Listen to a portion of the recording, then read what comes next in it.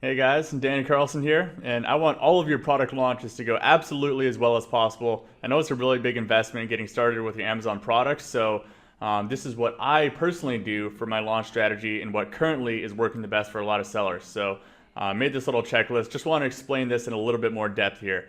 So step number one is perfect your listing. Obviously, if you've done a listing with Kenji ROI, we take care of this aspect. So that's really deep keyword research and optimization because this is step one because if you don't have a perfect listing, you can send all the traffic in the world to your listing and people just aren't going to buy it. So, number one, the keywords have to be right or else you're not going to show up in the Amazon search. And then number two, if your photos and your listing aren't really great, then people are going to click on it and they're not going to buy it.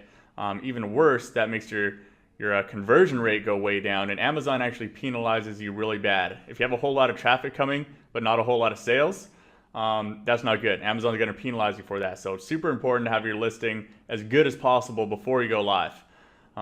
Number two is getting reviews. This kind of ties into perfecting the listing because when people click onto your listing and there's no reviews, then that's a big red flag, right? It's like, well, I'm not sure. Like, there's this other product that has 100 reviews and it's almost 5 stars, so you're more confident making that decision, right? It's just social proof on Amazon. Super common question: how to get reviews?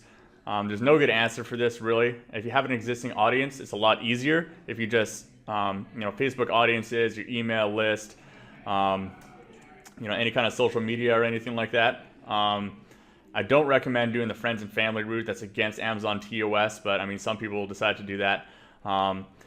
I think a really good strategy here is to run some Facebook ads through a squeeze page. So you're going to run Facebook ads to your landing page to get people to input their email address so that you can actually build this audience for future launches.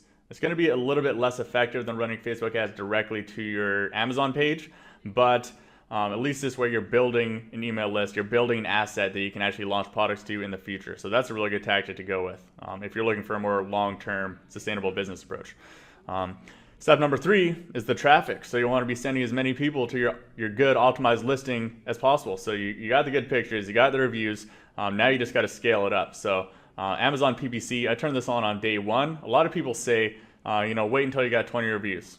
But the way I see it, in the beginning, you want absolutely as many sales going through this product as possible. That's the best indicator of if you're going to rank on page one is how many sales you can get through within your actual launch here. So Amazon PPC on day one, driving Facebook offer ads, which is a type of Facebook ad you can run for 70+% discount just to get that sales volume in there, and driving Google AdWords. Well, there's like some tricky ways that you can do to track this. Most of the time you're not going to be able to see if these people are actually converting, but Amazon actually rewards you if you're sending paid traffic to Amazon. So even if it's not converting that well, Amazon seems to give you a little bit of a ranking boost just because they know that you're paying to send traffic there. A lot of people have seen this. And of course, launch services like Viral Launch or Jump Send. There's a whole bunch of them out there, but it's a good supplement to actually get that sales volume that you need to get ranked onto page one. And then with all of the above, you should be using special URLs, different super URLs. The storefront URL is really popular right now. A lot of gurus talking about that. So you can go find information for that stuff in Facebook groups. And that changes all the time, the best practices. So make sure that you're actually going and researching what is working right now as far as special URLs to send people to that will boost your keyword ranking. And step number 4 is to optimize. During the launch, you should be every day, you should be in your pay-per-click campaigns, Facebook, Google, Amazon PPC, and just refining everything. Making sure you're not spending a ton of money on stuff that's not working, making sure you're tweaking, making it better. Then also based on that data, you get a lot of really good data based off your ads. Maybe ads that you thought were going to work really well are really not resonating, and maybe other ones are just hitting it out of the park. And so you should actually change your listing to reflect that sometimes.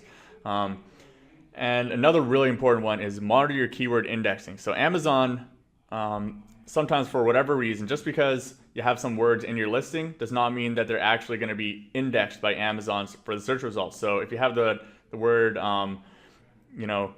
Kris Kringle in your listing and Amazon decides for some reason that's not relevant to your listing, then you're not actually going to show up when someone searches that on Amazon. So use a keyword index checker. One of them is literally called that, keyword index checker. You can search it. There's some free ones. One by Sonar is totally free. But this just ensures that your most important search terms are actually indexing.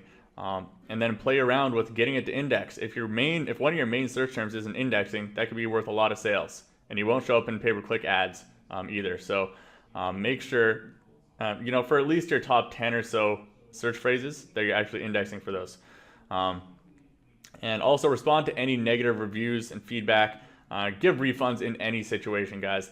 It's just not worth some extra 1-star reviews. Like, how much money do you lose if you give them a refund? $5, $10, like, depending on your product. I'd pay much more than that to get rid of any 1-star review, So a lot of the time, if you give them a refund, or if you respond in a really positive, nice way and try to help them out genuinely, then a lot of the time they'll actually change their review from a 1-star to a 3-star or a 4-star or something. Or at the very least, you publicly are showing people that you're a company that cares. You've reached out to these people, you're trying to actually help them out. It's a lot better than a totally unanswered 1-star review that people can't see how you actually respond to them. So hopefully that gives you a little more insight into here. I want you guys to be absolutely the most successful possible when it comes to selling on Amazon. So hopefully this will help your product launch out, and see you guys soon.